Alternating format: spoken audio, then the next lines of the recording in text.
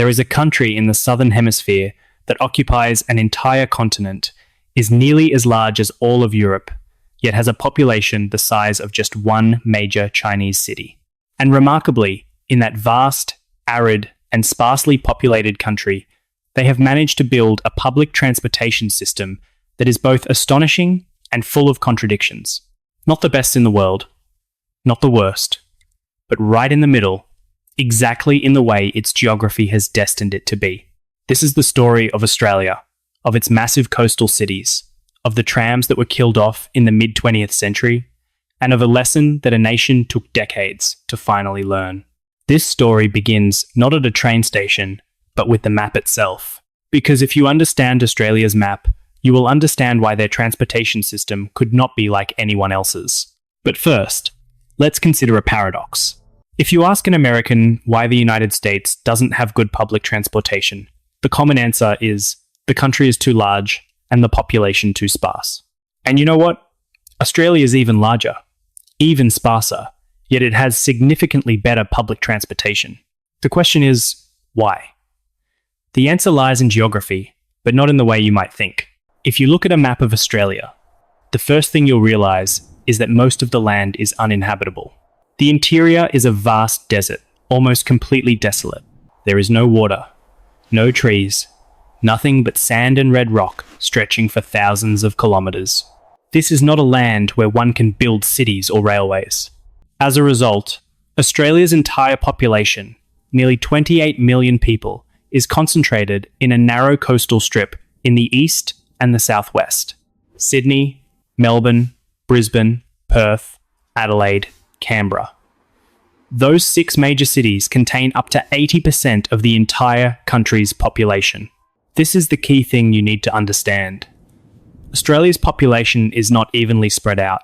It clusters into enormous urban centres, separated by hundreds, even thousands of kilometres, with an empty desert in between.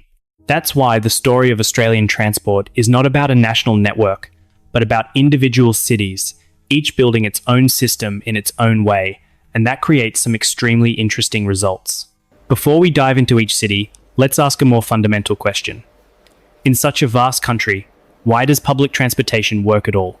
The short answer is, Australians don't spread out, they cluster together. And that clustering is a direct result of its geography. When 80% of the population lives in 6 major cities, and when each of those cities has a dense central business district, or CBD, public transportation naturally becomes viable. Because public transportation only works when many people need to go to the same place at the same time. And for Australians, that is exactly the case.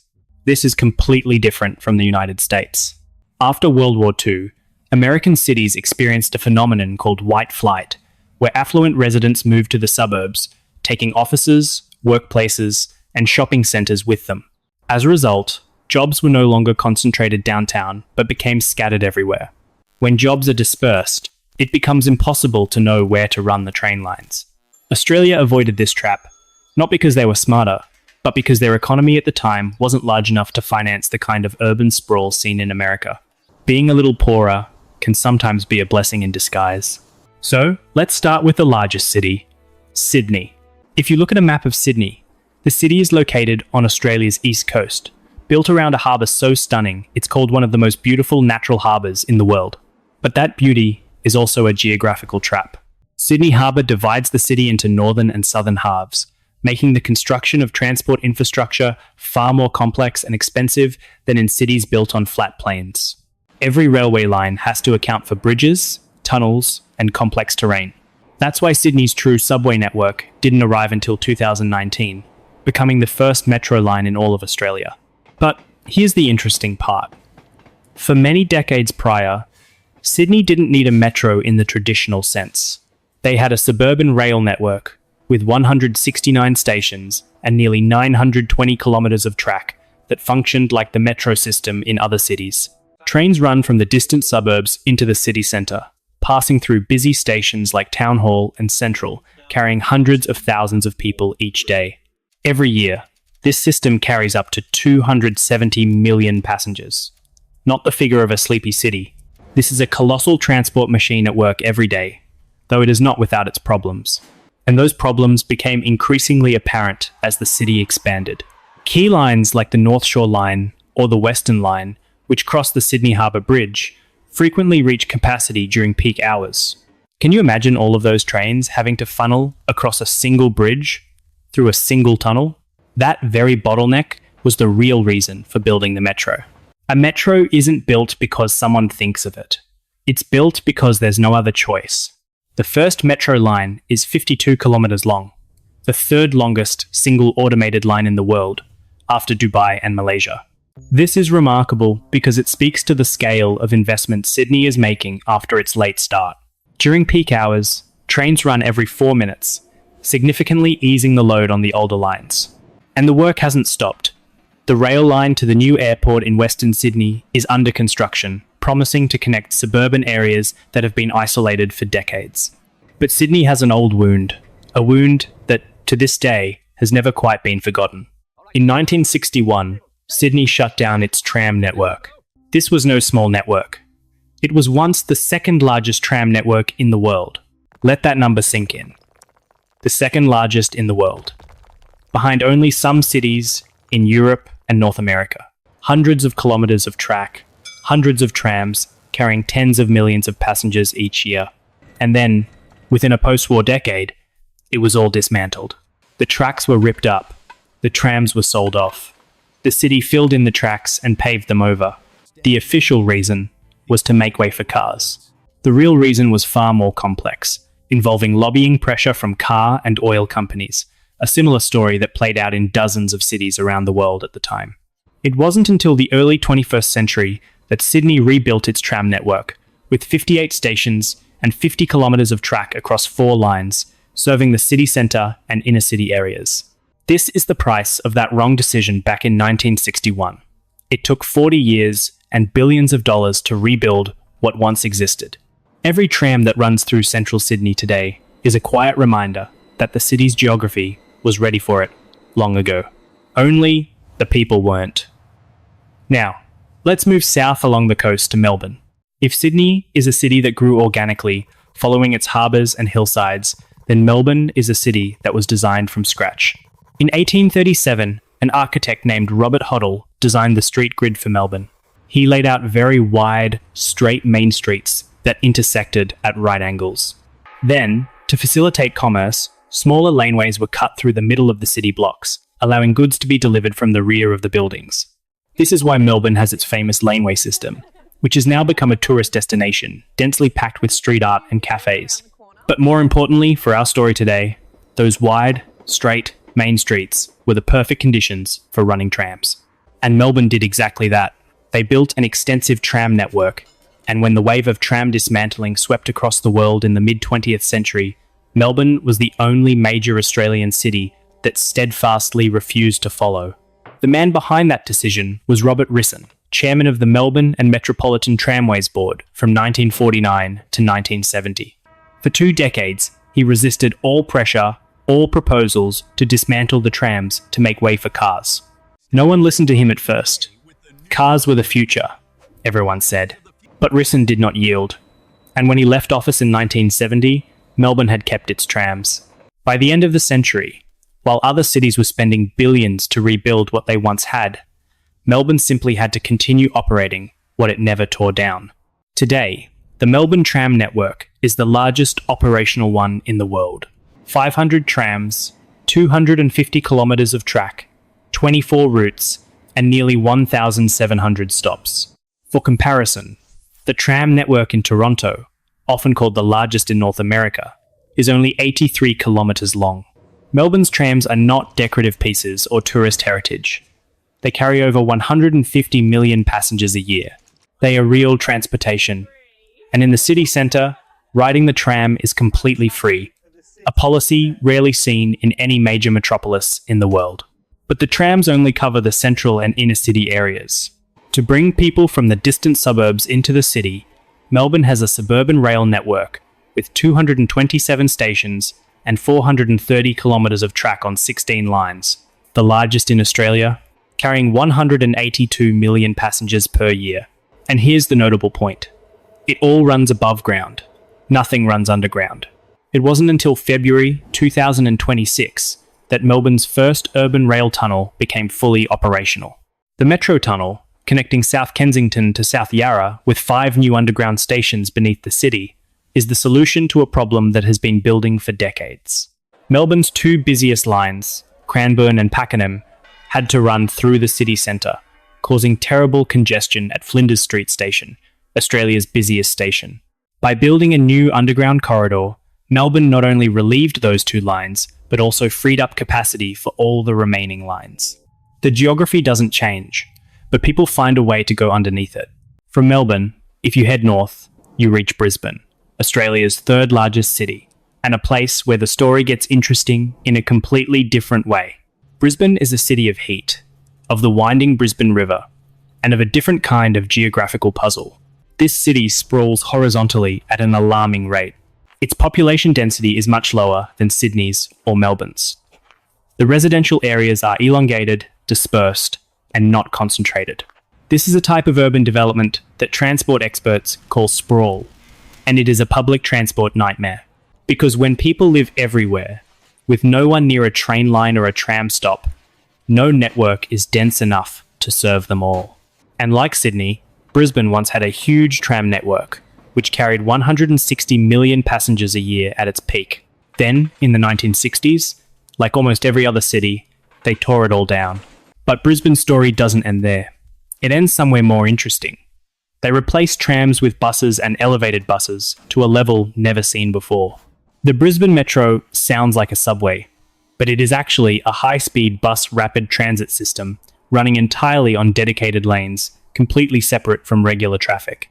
50 articulated electric buses, each carrying 150 people, run on a 21-kilometre route with 18 stations along 2 lines. These are not ordinary buses.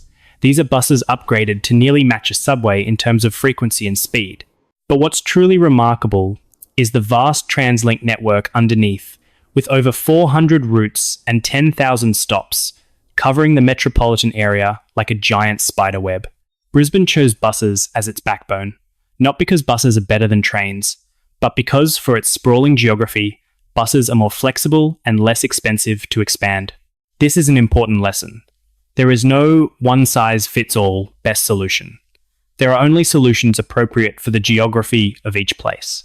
And Brisbane's fares are a testament to that. From 2024, following a trial period, all trips on the TransLink network will cost just 50 Australian cents each. This is an almost symbolic price, a clear message that the city considers public transport an essential service, not a source of revenue. Now let's move to the continent's west coast, to Perth. If you look at a map of Australia, Perth is in an extremely isolated position.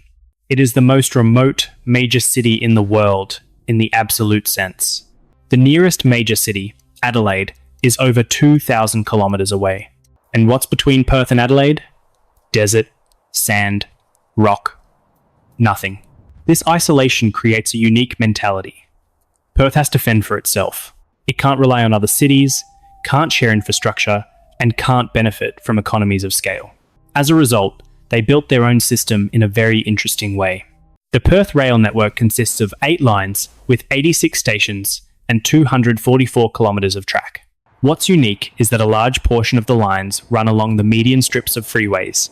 It might sound strange, but it has its own logic.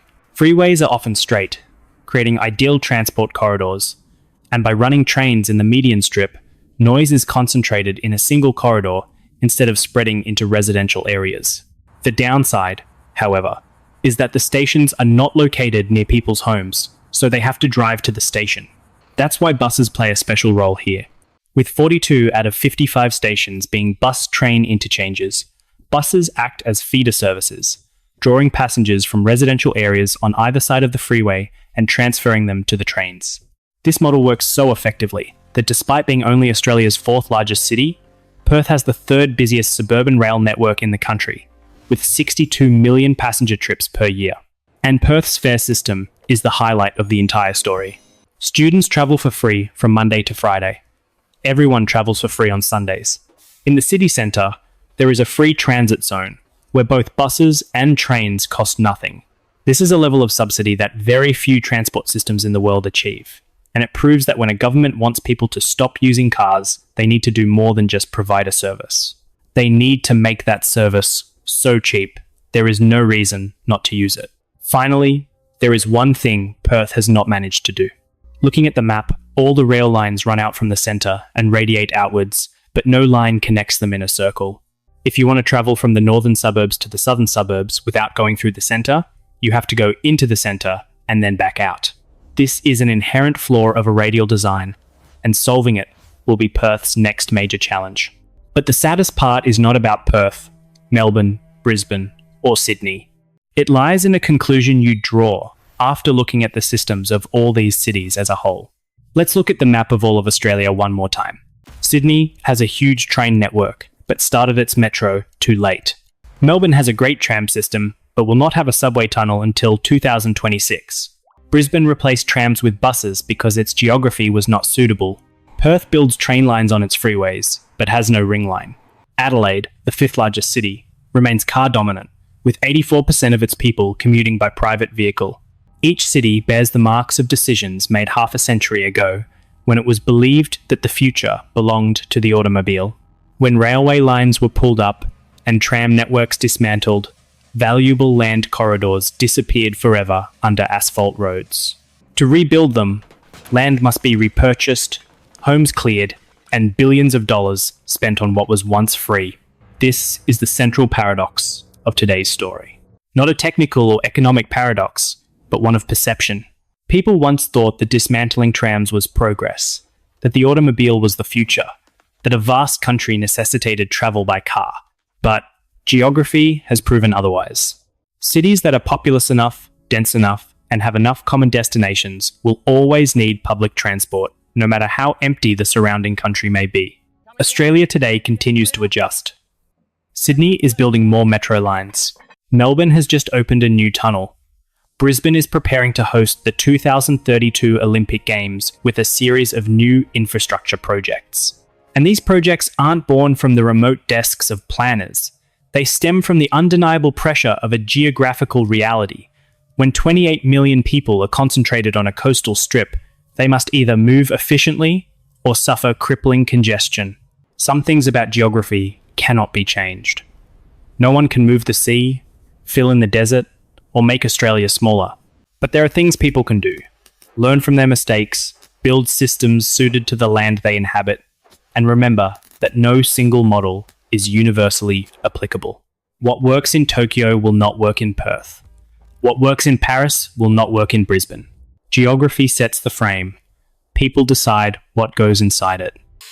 Australia does not have the best transportation system in the world, but it has a system suited to the map it was dealt. And sometimes, that is all that can be done, and all that needs to be done,